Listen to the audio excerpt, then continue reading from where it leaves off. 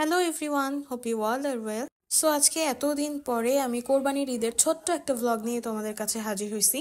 এটা বেসিক্যালি কোরবানির দিনের কোনো ভ্লগ না। ঈদের ছুটি পাওয়ার পর শ্বশুর বাড়িতে যাওয়া থেকে শুরু করে কোরবানির দিন প্লাস রান্না বান্না, ইভেন আমার আব্বু আম্মু আমার শ্বশুর বাড়িতে গেছিল, সেখান থেকে আমাদেরকে নিয়ে একবারে আসছে, এই সব কিছু থাকছে আমার আজকের ভ্লগে। So without any further delay let's jump into the video. ফার্স্টে তোমরা আমার যে দুইটা পিক দেখে নিয়েছো, ওই দুইটা আসলে একদম ঈদের দিন সকালবেলায় আমি গোসল টোসল করে দেন সুন্দর করে একটু রেডি হয়েছিলাম, দেন কিছু পিকচার টিকচার তুলছিলাম। আর যে খিচুড়িটা দেখলাম ওটা হচ্ছে আমার শাশুড়ি মার হাতের স্পেশাল চিকেন ভুনা খিচুড়ি, অনেক বেশি মজা হয়েছিল।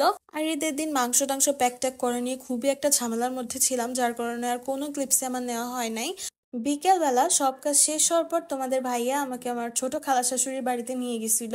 এই তো তখন আমি আর কোনো ক্লিপসই নিতে পারি নাই। দেন এটা হচ্ছে পরের দিন যখন আব্বু আম্মু আমার শ্বশুর বাড়িতে আসছিল, তখন আমি সকাল থেকেই আমার শাশুড়ি মার সাথে সবগুলো রান্নাতে হাত লাগাইছি। মা একদম সকাল থেকে রান্না বান্না শুরু করে দিছিল, যাতে আমরা দুপুরের আগেই সব রান্না বান্না শেষ করে একদম ফ্রেশ ট্রেশ হয়ে দেন সবার সামনে খাবার সার্ভ করতে পারি।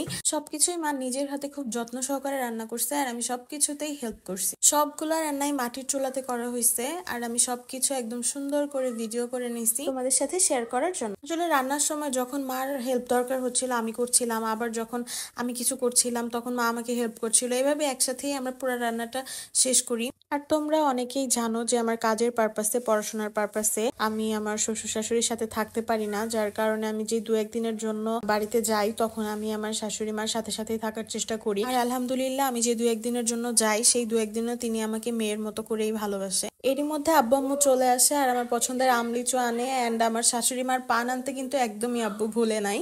আমার শ্বশুর শাশুড়ি দুজনেই পান খেতে অনেক বেশি পছন্দ করে। যাই হোক, এর মধ্যেই আমরা সবাইকে নাস্তা দিয়ে দেই। নাস্তা শেষ করেই সবাই জুমার নামাজ পড়তে গেছিল, আর এদিক দিয়ে আমরা দুপুরের লাঞ্চে সবকিছু একদম রেডি করে ফেলি টেবিলে। এর মধ্যেই সবাই নামাজ পড়ে চলে আসে আর সবাইকে খেতে দিয়ে দেই। এই যে সব আইটেম আমি এক এক করে দেখাচ্ছি তোমাদেরকে। ছিল ইলিশ মাছ ভাজা, পোলাও, ডিম, রোস্ট, গরুর গোশত, সালাদ ছিল, দেন এখানে বেগুন ভাজা, পটল ভাজা ছিল।